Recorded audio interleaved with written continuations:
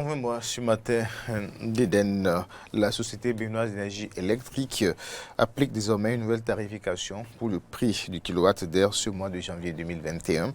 Cette réforme tarifaire hausse le prix des factures d'électricité au Bénin.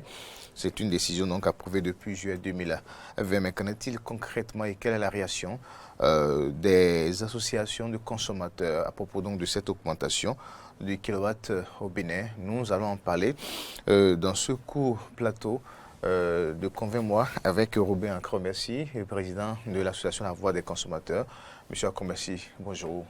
Bonjour à vous, Corneille, et meilleurs vœux. Le réciproque à vous. Donc, merci. En un quart d'heure, nous allons donc pouvoir aller à l'essentiel avec vous aujourd'hui. Le temps peut-être de revenir un peu plus là-dessus.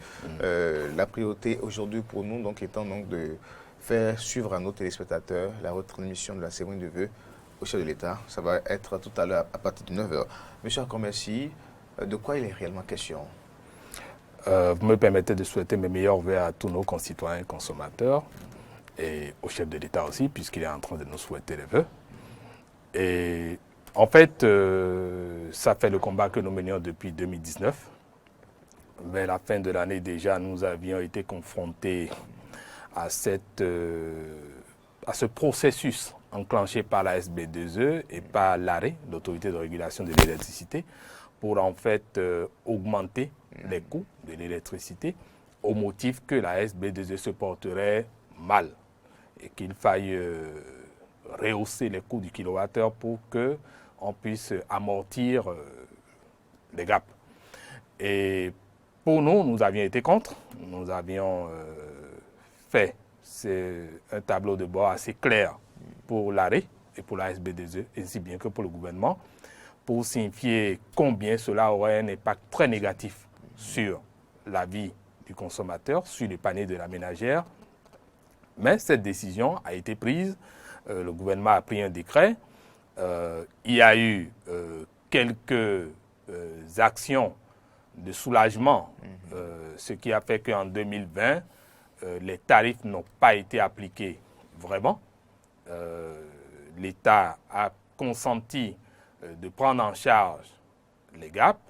Vous savez, on était à 78 francs pour la première tranche, la tranche sociale, 109 francs pour la tranche 1, et puis la deuxième tranche était à 111 francs, je crois. J'espère que je ne me trompe pas. Et donc, pour nous, ça a été un effort que le gouvernement a fait, mais c'est insuffisant. Très insuffisant parce qu'aujourd'hui, maintenant, ceux qui étaient dans la tranche sociale ou ceux qui sont dans la tranche sociale devront payer 86 francs. Ça fait une augmentation de 8 francs par rapport à l'ancien tarif. Ceux qui sont dans la tranche 1 connaissent une augmentation de 16 francs. Oui. Et ceux qui sont dans la tranche 2 connaissent une augmentation de 33 francs. Tout à fait. C'est passé à 148 francs. 115 à 148. 115, voilà, 115 au lieu de 111, comme je disais, 115 à 148 francs. Et pour nous, l'État semble dire que la tranche sociale sera toujours soutenue, mais nous voulons voir dans la réalité parce que les tarifs tels que indiqués, c'est les tarifs que nous avons sur document. 86 francs, 109 plus 16, ça fait 125 francs, plus 148 francs. Et donc, si c'est ça qu'on nous applique, nous constaterons, parce que c'est à partir des prochaines factures d'électricité que nous verrons. Vous en doutez ou bien pourquoi vous savez, pour moi, c'est une question de science. Je veux voir la mise en œuvre pour appréhender. Pour l'instant, c'est toujours de la théorie. Je voudrais voir dans la mise en œuvre qu'est-ce qui est fait concrètement. Qu'est-ce qui est fait pour soulager les populations, pour savoir. Parce qu'il y a une question ou des questions auxquelles la SB2 n'a pas encore répondu. Nous les avions saisies par écrit même depuis. Oui, quelles sont ces questions? Quand l'État avait dit que l'État voulait faire des subventions pour la période du cordon sanitaire l'État avait injecté des milliards. Jusqu'à aujourd'hui, nous ne savons pas comment est-ce que ça a été réparti. Qu'est-ce qui a bénéficié aux entreprises? Qu'est-ce qui a bénéficié aux consommateurs? À part ça, l'État continue de dire qu'il continue de soutenir jusqu'au 31 décembre 2020. Quelle a été la part de contribution de l'État et concrètement, qu'est-ce qui a été fait? Nous voulons des chiffres. Parce que si on nous dit simplement on a soutenu, oui, c'est bon, mais c'est grâce aux chiffres que nous pourrons attester pour confirmer aux consommateurs, oui, il y a eu des efforts concrets qui ont été faits. Voilà de façon précise ce qui a été fait. Et quand on regarde globalement à la date actuelle, c'est que ça va être très pénible pour les consommateurs que nous sommes.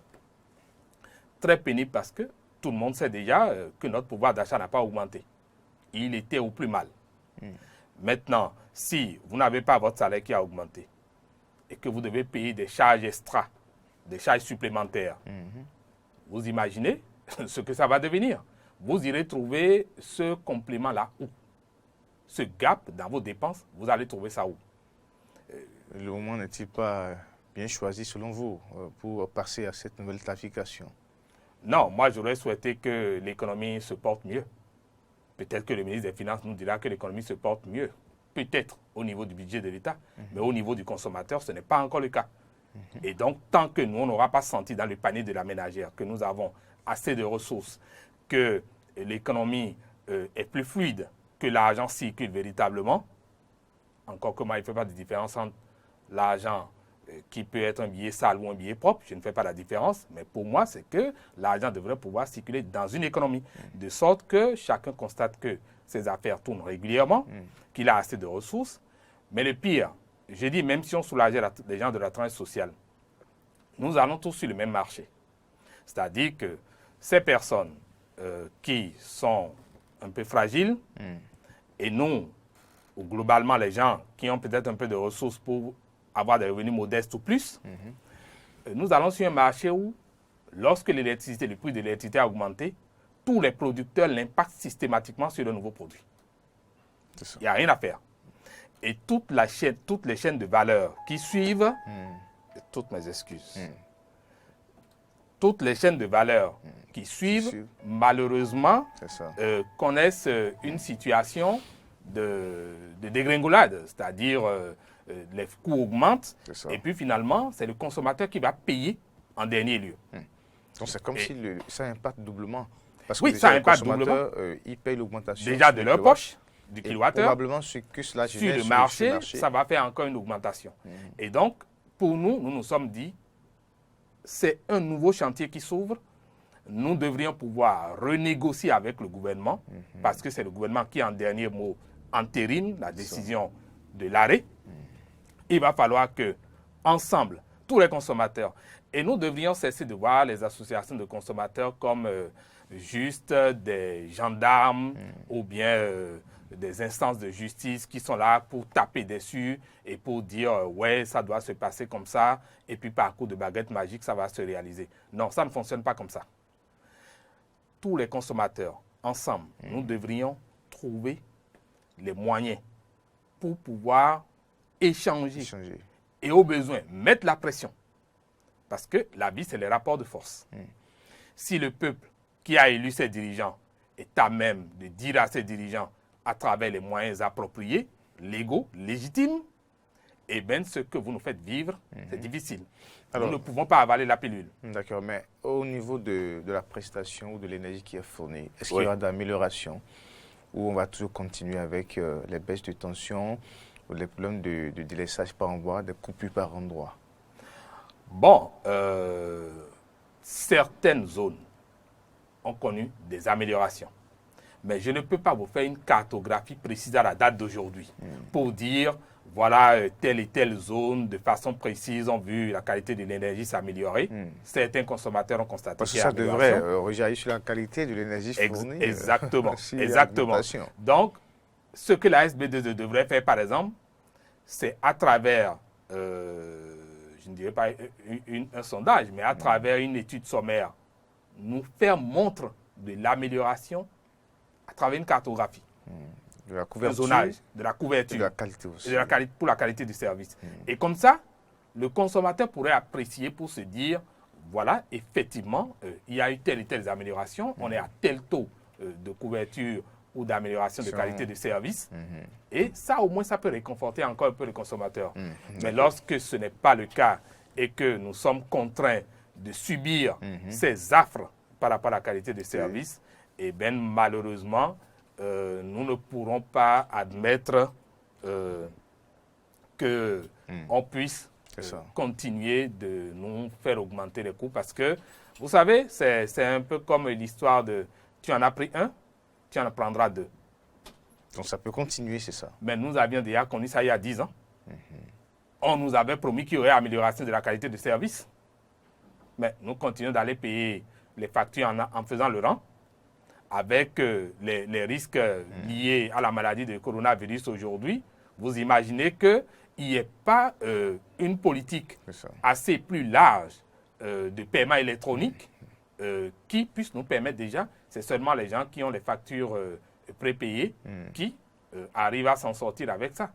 Et vous regardez l'heure à laquelle les agences ferment. Aujourd'hui, vous allez dire à 16 heures, l'agence est fermée. Or, on sait combien c'est difficile de gagner l'argent et vous ne savez pas quand ça vient dans votre poche. Donc, il faut multiplier les guichets. Ils ont promis. Mais tant que nous, on n'a pas vu, excusez, on continuera de croire seulement ce qu'on voit. D'accord. Alors, mais l'autre problème aussi, c'est qu'il y a dans certaines maisons, dans certaines locations, il y a que des propriétaires vendent le kilowatt. Est-ce que ça, ce n'est pas encore un autre risque aussi pour les consommateurs qui ne sont pas directement abonnés de la SBE, qui pas donc des compteurs additionnels à qui on leur vend? Est-ce que ce n'est pas encore ça ne deviendra pas encore un autre marché de désordre? Ça, vous soulevez un très gros et important problème. Voilà des gens qui vendaient parfois 3 fois, 5 fois, même voire 10 fois le coût du kilowattheure aux consommateurs parce qu'ils se trouvent dans des situations où ils ne connaissent pas d'abord leurs droits.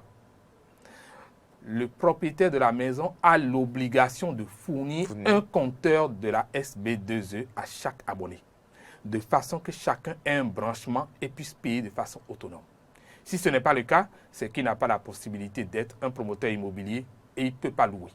Ça, par exemple, beaucoup ne savent pas. Non, c'est comme ça. Mais malheureusement, les gens sont dans le besoin d'avoir un logement, ils ne connaissent pas leurs droits, et bien on leur fait boire toutes les formes de solutions et on leur fait vendre. Et donc, avec l'augmentation du coût de l'électricité du kilowattheure, et bien ces gens-là seront encore plus mal lotis. À chacun de comprendre que lorsqu'on est consommateur, on doit être éveillé. C'est des aspects assez importants sur lesquels nous allons certainement revenir. Monsieur Accro, merci voilà, sur votre disponibilité. Merci pour toute cette précision aujourd'hui. Voilà, on fait un peu court aujourd'hui à cause donc de la cérémonie de présentation du vœu au chef de l'État. Ça va commencer tout à l'heure à 9h. Monsieur Accro, merci. Rapidement, un mot à l'endroit de ces consommateurs avant donc de conclure, en guise de conclusion. Oui, je voudrais dire à mes concitoyens consommateurs et au chef de l'État aussi, qui est le premier des consommateurs, que nous avons besoin d'être plus avertis. Nous avons besoin d'être plus actifs. Nous avons besoin d'être solidaires. S'ils ne sont pas solidaires, s'ils ne sont pas dans l'union, pour que les problèmes que nous avons en tant que consommateurs, qu'on soit chef de l'État, ministre, directeur d'une structure, simple citoyen, que nous ne comprenions pas que c'est en travaillant ensemble, en parfaite intelligence, que nous pourrions régler les problèmes. Il arrive qu'on ne soit plus forcément autorité, qu'on se retrouve simple citoyen et on subit. Et parfois pire que tout le monde parce qu'on était habitué à un certain nombre de facilités. Et malheureusement, lorsque vous devenez un simple citoyen, ça devient plus compliqué. Donc, on aura toujours besoin des organisations de consommateurs. Et c'est ensemble avec les organisations de consommateurs que nous pourrons trouver des solutions, mais pas dire aux organisations de consommateurs, nous on reste tranquille, vous allez trouver des solutions, vous mobilisez les ressources, vous réglez les problèmes et nous, on en jouit. Ça ne pourrait pas fonctionner comme ça. Il faut qu'on soit ensemble et qu'on agisse ensemble ici et maintenant. Merci, M. Robin Combercy, président de l'association La Voix des consommateurs. Avec vous, nous avons parlé des nouvelles tarifications au niveau de la Société béninoise d'énergie électrique.